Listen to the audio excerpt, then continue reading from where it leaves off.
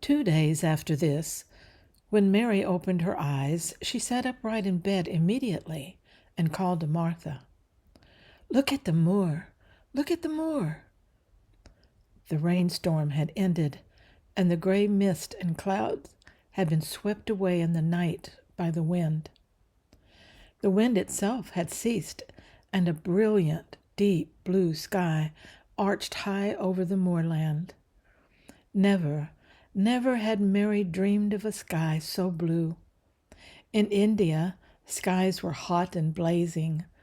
This was of a deep, cool blue, which almost seemed to sparkle like the waters of some lovely, bottomless lake. And here and there, high, high in the arched blueness, floated small clouds of snow-white fleece.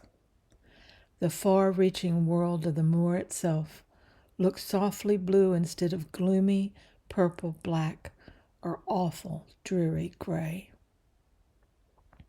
"I," said Mary. "I," said Martha, with a cheerful grin. "That storm over a bit. It does like this at this time of year. It goes off in the night like it was pretending it had never been here and never meant to come again. That's because the springtime's on its way. It's a long way off yet, but it's a-comin'." "I thought perhaps it always rained or looked dark in England," Mary said. No, Martha," sitting up on her heels among her black lead brushes. "Now, nothing of the sort." "What does that mean?" asked Mary seriously.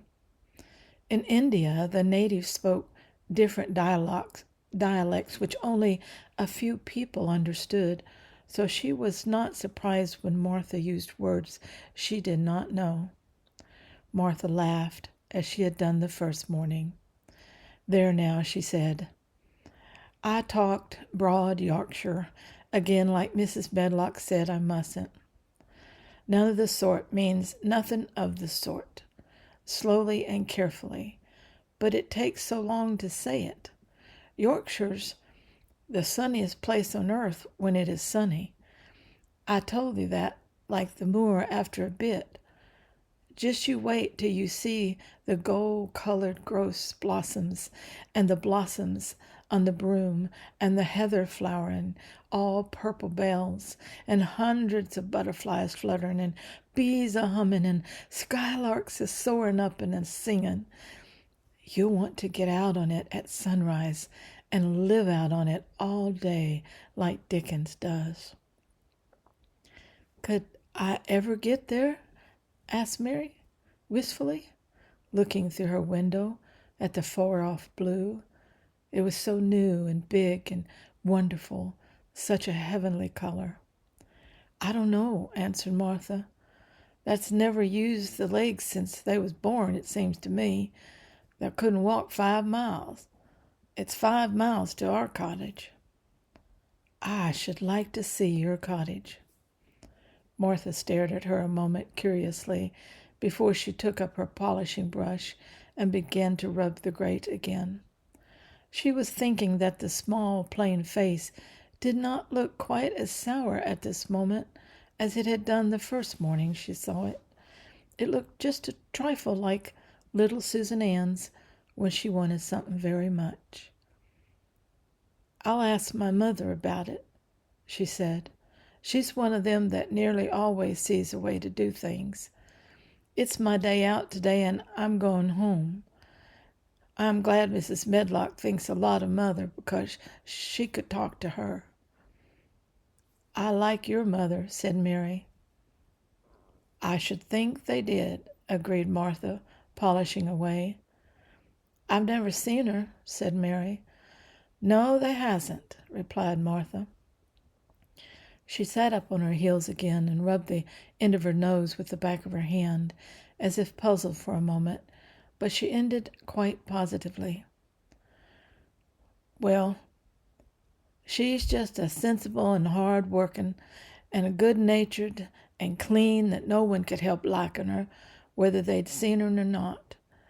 When I'm going home to her on my day out, I just jump for joy when I'm crossing the moor." "I like Dickon," said Mary, "and I've never seen him." "Well," said Martha stoutly, "I've told you that the birds like him, and the rabbits, and the wild sheep, and ponies, and foxes themselves. I wonder," staring at her reflectively, "what Dickon would think of you." "He wouldn't like me," said Mary in her stiff, cold little way. "No one does." Martha looked reflective again. "How do you like yourself?" she inquired, really quite as if she were curious to know. Mary hesitated a moment and thought it over. "Not at all, really," she answered. "But I never thought of that before." Mary grinned a little, as if at some homely recollection. "Mother said that to me once," she said. "She was at her washtub, and I was in a bad temper and talking ill of folk, and she turns round on me and says, 'That young vixen there that's standing there saying that doesn't like this one and doesn't like that one, how does they like thyself?' It made me laugh, and it brought me to my senses in a minute." She went away in a high spirit as soon as she had given Mary her breakfast. She was going to walk 5 miles across the moor to the cottage, and she was going to help her mother with the washing and do the week's baking and enjoy herself thoroughly. Mary felt lonelier than ever when she knew she was no longer in the house. She went out into the garden as quickly as possible, and the first thing she did was to run around and around the fountain flower garden 10 times. She counted the times carefully, and when she had finished, she felt in better spirits. The sunshine made the whole place look different. The high, deep blue sky arched over Misselthwaite as well as over the moor, and she kept lifting her face and looking up into it, trying to imagine what it would be like to lie down on one of the little snow-white clouds and float about. She went into the first kitchen garden and found Ben Weatherstaff working there with 2 other gardeners. The change in the weather seemed to have done him good, too. He spoke to her of his own accord. "Springtime's a-comin'," he said. "Cannot thou smell it?" Mary sniffed and thought she could. "I smell something nice and fresh and damp," she said. "That's the good earth," he answered, digging away. "It's in a good humor, making ready to grow things. It's glad when planting time comes. It's dull in the winter when it's got naught to do. In the flower gardens out there, things will be stirring below in the dark, the sun warming 'em up. You'll see bits of green spikes sticking out and the black earth after a bit." "What will they be?" asked Mary. "Crocuses and snowdrops and daffydowndillies. Has that never seen them?" "No. Everything is hot and wet and green after the rains in India," said Mary, "and I think things grow up in a night." "Well, these won't grow up in night," said Weatherstaff. "They'll have to wait for 'em. They'll poke up a bit higher and push out a spike more then and curl a leaf day by day, and another, and then another. You watch 'em." "I am going to," answered Mary. Very soon she heard the soft, rustling flight of wings again, and she knew at once that the robin had come again. He was very pert and lively, and hopped about so close to her feet, and put his head on one side, and looked at her so slyly that she asked Ben Weatherstaff a question. "Do you think he remembers me?" she said. "Remembers thee?" said Weatherstaff indignantly. "He knows every cabbage stump in the gardens, let alone people. He's never seen a little wench here before, and he's bent on finding out all about you. That's no need to try to hide anything from him." Are things stirring down below in the dark in that garden where he lives? Mary inquired. What garden? Grunted Weatherstaff, becoming surly again. The one where the old rose trees are, she could not help asking, because she wanted so much to know. Are all the flowers dead, or do some of them come again in the summer? Are there ever any roses? Ask him, said Ben Weatherstaff, haunching his shoulders toward the robin. He's the only one as knows. No one else has seen inside it for 10 years. 10 years was a long time, Mary thought. She had been born 10 years ago.